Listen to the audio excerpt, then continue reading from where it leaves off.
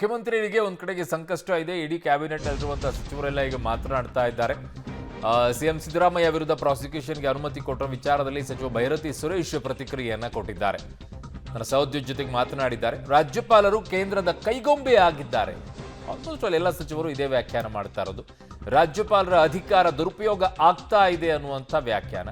HDK Jolle Nirani ಎಲ್ಲರ ಮೇಲೂ ಕೂಡ ಪ್ರಾಸಿಕ್ಯೂಷನ್ಗೆ ಅನುಮತಿ ಕೊಟ್ಟಿಲ್ಲ. ಯಾಕೆ? ರಾಜ್ಯಪಾಲರು ಕೇಂದ್ರ ಹೇಳಿದಂತೆ ಕೇಳ್ತಾ ಇದ್ದಾರೆ ಅಂತ ಭೈರತಿ ಸುರೇಶ್ ವ್ಯಾಖ್ಯಾನ ಮಾಡಿದ್ದಾರೆ.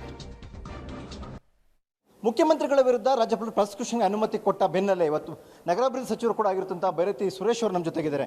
ಸರ್, ಮೊದಲನೇದಾಗಿ ತಮ್ಮ ಇಲಾಖೆಗೆ ಸಂಬಂಧಪಟ್ಟಂತೆ ನಡೆದಂಥ ಒಂದು ಬೆಳವಣಿಗೆಗೆ ಆಗಿರುವಂಥದ್ದು ಸರ್, ಏನು ಮುಂದಿನ ಹೋರಾಟ ಏನು? ಮುಂದಿನ ಹೋರಾಟ ಇವತ್ತು ಸಾಯಂಕಾಲ 5 ಗಂಟೆಗೆ ಕ್ಯಾಬಿನೆಟ್ ಮೀಟಿಂಗ್ ಇಟ್ಟಿದ್ದೀವಿ. ಸೊ ನಾವು ಇಡೀ ಕ್ಯಾಬಿನೆಟಲ್ಲಿ ಯಾರು ನಾವು ಸದಸ್ಯರುಗಳಿದ್ದೀವಿ 33 ಜನ ಸಹ ನಾವು ಮುಖ್ಯಮಂತ್ರಿಗಳಾದ ಸಿದ್ದರಾಮಯ್ಯನವರೊಟ್ಟಿಗಿದ್ದೀವಿ. ಯಾಕಂದರೆ ಸಿದ್ದರಾಮಯ್ಯನವರು ಯಾವುದೇ ತಪ್ಪು ಮಾಡಿಲ್ಲ, ಅದರಲ್ಲಿ ನ್ಯಾಯ ಇದೆ. ಆಸ್ ಅರ್ಬನ್ ಡೆವಲಪ್ಮೆಂಟ್ ಮಿನಿಸ್ಟರ್ ನಾನು ಪ್ರತಿಯೊಂದು ಕೂಲಂಕುಷವಾಗಿ ಓದಿದ್ದೀನಿ, ಅದ್ರ ಬಗ್ಗೆ ತಿಳ್ಕೊಂಡಿದ್ದೀನಿ. ಲಾ ಎಕ್ಸ್ಪರ್ಟ್ಸ್ ಹತ್ರ ತಿಳ್ಕೊಂಡಿದ್ದೀನಿ, ಮತ್ತು ನಮ್ಮ ಅಡ್ವೊಕೇಟ್ ಜನರಲ್ ಹತ್ರ ತಿಳ್ಕೊಂಡಿದ್ದೀನಿ. ಸಿದ್ದರಾಮಯ್ಯನವರ ಪತ್ನಿ ಕಳ್ಕೊಂಡಂತಹ ಲ್ಯಾಂಡಿಗೆ ಅವರು ಸೈಟ್ಗಳನ್ನು ತಗೊಂಡಿದ್ದರು. ಇವತ್ತು ಗವರ್ನರ್ ಅವರು ಕೇಂದ್ರ ಸರ್ಕಾರದ ಒತ್ತಡದಿಂದ ಪ್ರಾಸಿಕ್ಯೂಷನ್ಗೆ ಅನುಮತಿ ಕೊಟ್ಟಿದ್ದಾರೆ. ಇದಕ್ಕೆ ನಮ್ಮದು ಇದಕ್ಕೆ ವಿರೋಧ ಇದೆ. ತಪ್ಪೇ ಮಾಡದೆ ಅಥವಾ ಏನು ತಪ್ಪಾಗದೆ ಕೆಲವರ ರಾಜಕೀಯ ಪ್ರೇರಿತ ಮಾತ್ರ ಅಂತಾನೆ ಇದು? 100ಕ್ಕೆ 100 ಇದು ರಾಜಕೀಯ ಪ್ರೇರಿತ. ಸಿದ್ದರಾಮಯ್ಯನವರು ಯಾವುದೇ ತಪ್ಪು ಮಾಡಿಲ್ಲ. ತಪ್ಪು ಇರೋದ್ರಿಂದನೇ ಎಲ್ಲ 33 ಜನ ನಾವು ಒಟ್ಟಿಗೆ ಮುಖ್ಯಮಂತ್ರಿಗಳ ಹಿಂದ್ಗಡೆ ಇರೋದು.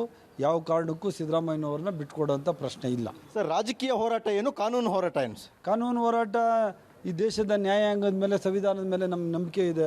ಡಾಕ್ಟರ್ ಅಂಬೇಡ್ಕರ್ ಅವರು ಅತ್ಯಂತ ಸುಂದರವಾದ ಸಂವಿಧಾನವನ್ನು ನಮ್ಗೆ ಕೊಟ್ಟಿದ್ದಾರೆ.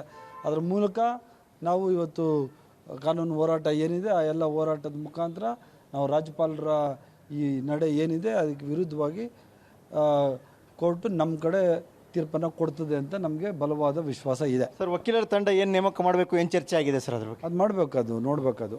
ಇದು ಸಿದ್ದರಾಮಯ್ಯ ಸಾಹೇಬರು CM ಅವರ ಯಾರು ಕಾಂಗ್ರೆಸ್ ಪಕ್ಷದ ಪರವಾಗಿ ಬರ್ತಾರಾ ಅಥವಾ ಸರ್ಕಾರದ ಪರವಾಗಿ ಬರ್ತಾರಾ ಅಥವಾ ವೈಯಕ್ತಿಕವಾಗಿ ಸಿದ್ದರಾಮಯ್ಯ ಸಾಹೇಬರು ಯಾರಾದರೂ ವಕೀಲ ನೇಮಿಸ್ಕೊತಾರ ಅನ್ನೋದು ಅದು ಅವ್ರಿಗೆ ಸೇರಿರುವಂಥ ವಿಚಾರ. CM ರಾಜೀನಾಮೆ ಕೊಡಲೇಬೇಕು ಅನ್ನುವಂಥ ಒತ್ತಾಯವನ್ನು BJP ನಾಯಕರುಗಳು ಮಾಡ್ತಾರೆ. CM ರಾಜೀನಾಮೆ ಕೊಡುವಂಥ ಪ್ರಶ್ನೆನೇ ಇಲ್ಲ. ಅಂಥ ಸಂದರ್ಭ ಸಹ ಇಲ್ಲಿ ಉದ್ಭವ ಆಗಿಲ್ಲ. ಇಷ್ಟೊತ್ತು ನಮ್ಮ ಉಪಮುಖ್ಯಮಂತ್ರಿಗಳು ನೀವೇ ಪ್ರೆಸ್ ಕಾನ್ಫರೆನ್ಸಲ್ಲಿ ಇದ್ರಿ. ನಮ್ಮ ಕೃಷ್ಣ ಬೈರೇಗೌಡರು ಹೇಳಿದ್ರು, ಉಪಮುಖ್ಯಮಂತ್ರಿಗಳು ಹೇಳಿದ್ದಾರೆ, ಏನಾದರೂ ಅಫೆನ್ಸ್ ಆಗಿದ್ರೆ ತಾನೇ ಯಾವುದಾದ್ರೂ ಇನ್ವೆಸ್ಟಿಗೇಷನ್ ಏಜೆನ್ಸಿ ಯಾವುದಾದ್ರೂ ಇನ್ವೆಸ್ಟಿಗೇಟ್ ಮಾಡಿದೆಯಾ?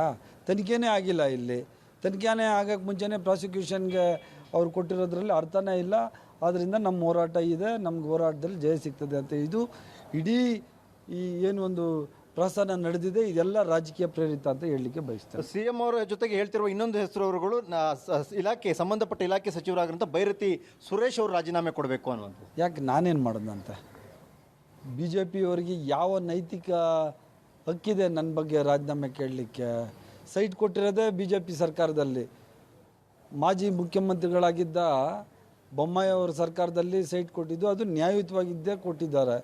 ನಾವು ಸೈಟು ಕೊಟ್ಟಿಲ್ಲ, ಕೊಟ್ಟಿರೋದು ನ್ಯಾಯವಾಗಿದೆ. ಕೊಟ್ಟಿರೋದು ಅವರೇ, ತಪ್ಪು ಮಾಡಿರೋದು ಅವರೇ. ಹಂಗೆ ನೋಡಿದರೆ ಅವರು BJP ಅವರು ಯಾರು ಇದ್ದರೂ ಆವಾಗ ಅವರು ತಮ್ಮ ಸ್ಥಾನಗಳಿಗೆ ರಾಜೀನಾಮೆ ಕೊಡಬೇಕು.